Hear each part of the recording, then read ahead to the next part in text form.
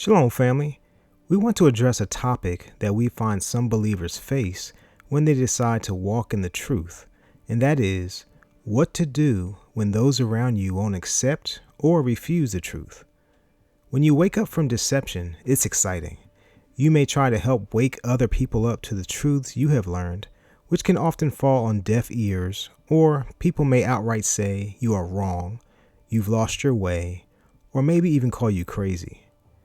We would like to say that sometimes, a lot of times, it seems that those of us who do believe and are doing our best to walk in truth find it at times frustrating, worrisome, sad, or any other emotion that fits here when talking to those who don't know who Yahuwah is or what he is about. Whatever that emotion, it is understandable because when you learn the truth, you may want to share it with everyone within earshot because you want everyone to know the truth and have a real and true relationship with the Father. You don't want to see people deceived and on the path of destruction. We would like to share this in hopes that it will help you if you have this problem or know someone who may need some help with this. One of the most important things concerning sharing the truth to anyone is that your life should reflect what you believe and are trying to share. Matthew 5:16 says, "Let your light shine before men in such a way that they may see your good deeds and moral excellence and recognize and honor and glorify your Father who is in heaven." You demonstrate your beliefs by what you do, how you talk, how you respond, how you live, etc. If you are not exemplifying or living life in the way that you are trying to get others to believe, then it may affect the message. We know that we are all a work in progress, so we will make mistakes. But knowing and obeying the word should help us to grow and present to everyone around us that we are believers of Yahuwah and his Bane, Yahusha. Also, you must keep in mind that everything you do, you must do it in love. 1 Corinthians 16:14, "Let everything you do be done in love, motivated and inspired by Yahuwah's love for us." Whether people receive truth or not, please realize that it may not be dependent on you. Yes, your life is a witness of Yah to those around you when you are abiding by and living according to Yah's will. You will stand out as not being like those of the world, but please understand that whether someone accepts the truth does not depend solely on you. John 6:44 says, "No one can come to me unless the Father who sent me draws him, giving him the desire to come to me, and I will raise him up from the dead on the last day." So you see, those who are to come into Yah's family must be drawn in by Yahuwah himself. He is the one who draws them to Yahusha. We know that some people, including us, have been told when we used to go to church that we need to minister to everyone we come in contact with. However, we have to be led to who he wants us to reach and how he wants that to be done.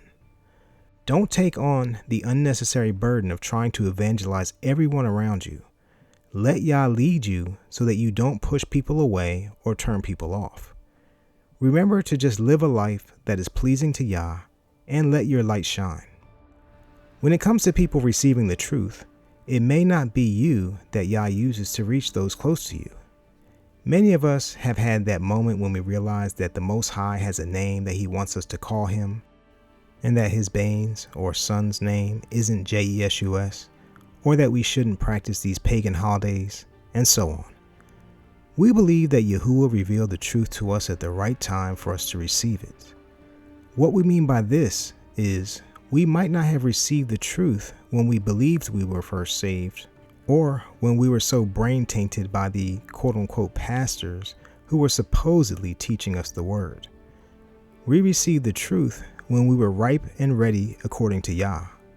And just as Yah has given us mercy, we have to extend that same mercy for those close to us. If Yah draws them, it will be at the right time for them to receive, and only he knows when that will be. Another aspect of this to consider is that some people close to you may not want to receive from you. They may be too comfortable with you, which may cause their hearts and ears to be closed to accepting the truth from you. Don't be disheartened by this, because even Yahusha had to deal with this. John 1:11. He came to his own, and his own did not receive him. Now, we would like to provide a few suggestions on what to do and not do. Give people the opportunity to accept the truth. This is especially for those who have close family that will not accept the truth. If Yah draws them, hopefully they will come. Every single person is responsible for their own walk or lack thereof with Yah. They have to make that decision for themselves whether they will choose Yah, and you can't make it for them, and that is the case even if it's your child. Pray. Prayers offered to Yah for those around and close to you may help them. It will help you also if you pray for yourself and trust for His perfect will to be done in their lives and your own. Don't argue with people.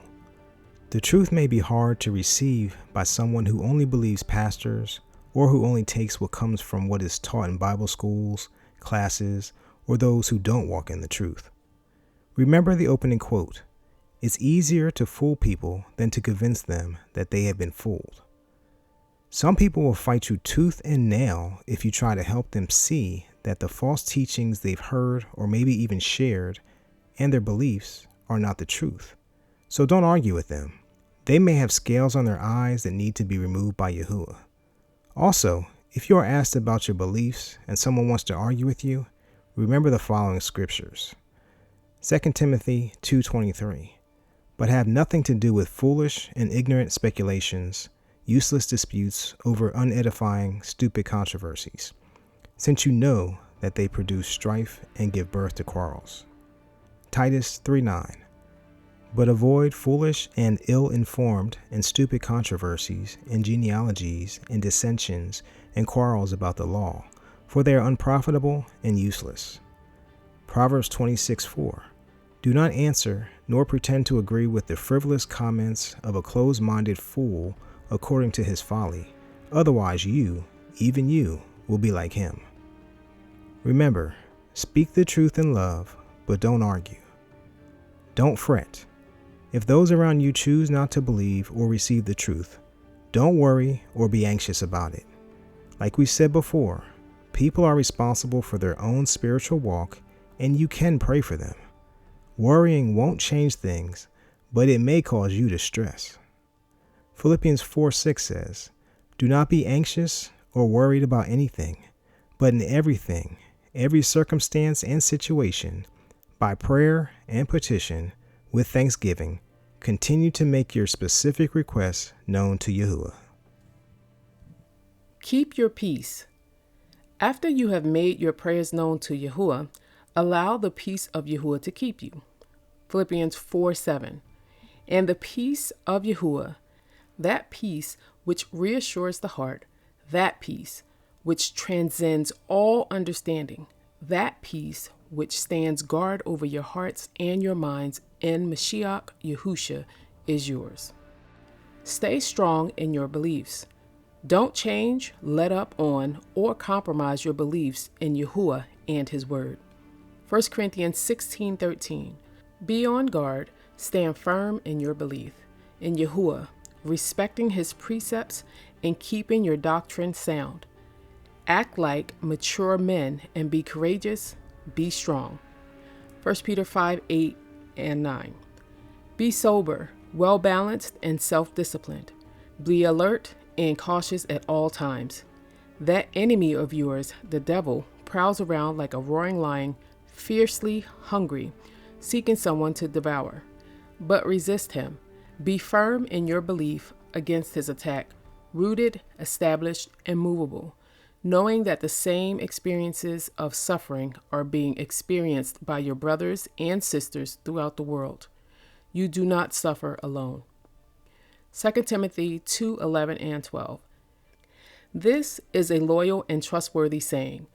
If we died with him, we will also live with him. If we endure, we will also reign with him. If we deny him, he will also deny us. Know what you believe. This one goes with what we said about letting your light shine. What we mean by this is you should have an understanding of what you believe so that when it is time to explain what you believe, you are firm and leave no doubts. 1 Peter 3:15 says, "But Kadash Yahuwah Elohim in your hearts, and always be ready to give an answer concerning the expectation that is in you with meekness and reverence." Don't blame yourself. This point is for anyone who may have affected someone by their lack of knowledge, misunderstanding of the word, or mistakes they have made that cause others to turn away from or not accept the truth. If you haven't repented for your actions, do so. Ask Yah for forgiveness and live a life that is pleasing in His eyes. You know that we can't change the past. We can only do better going forward. If you need to apologize to someone, do so and try to make things right. Also, if you need to, forgive yourself. Humble yourself and cast your cares. Don't be arrogant or prideful in what Yah has opened your eyes to see. It is His goodness that allowed you to see what you do see today. Stay in a place of humility and also give Yah all of your cares. 1 Peter 5:6 and 7. Therefore, humble yourselves under the mighty hand of Yah. Set aside self-righteous pride so that He may exalt you to a place of honor in His service at the appropriate time, casting all your cares, all your anxieties, all your worries, and all your concerns once and for all on Him, for He cares about you with deepest affection and watches over you very carefully. Don't be unequally yoked with unbelievers. You don't have to develop relationships with those that don't believe. 2 Corinthians 6:14 through 18 says, "Do not be unequally bound together with unbelievers. Do not make mismatched alliances with them, inconsistent with your belief. For what partnership can righteousness have with lawlessness? Or what fellowship can light have with darkness? What harmony can there be between Mashiach and Belial, Satan? Or what does a believer have in common with an unbeliever? What agreement is there between the Mishkan of Elohim and idols? For we are the Mishkan of the living Elohim, just as Yahuwah said, I will dwell among them and walk among them, and I will be their Elohim, and they shall be my people. So come out from among unbelievers and be separate, says Yahuwah, and do not touch what is unclean, and I will graciously receive you and welcome you with favor. And I will be a father to you, and you will be my sons and daughters, says Yahuwah Al Shaddai. You have to be careful who you allow and keep in your life. Therefore, it is best that you let Yah lead.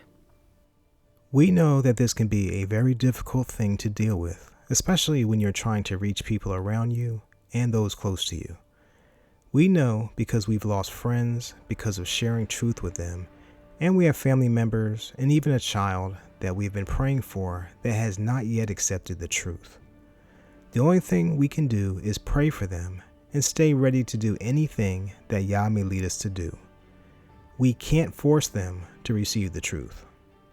We just have to give it over to Yah and try our best to stay in peace, and we pray you are able to do the same. Anyone dealing with this must be patient, waiting on Yah to answer your prayers, to give you strength, and to keep you focused. You are not alone. Many are in this place.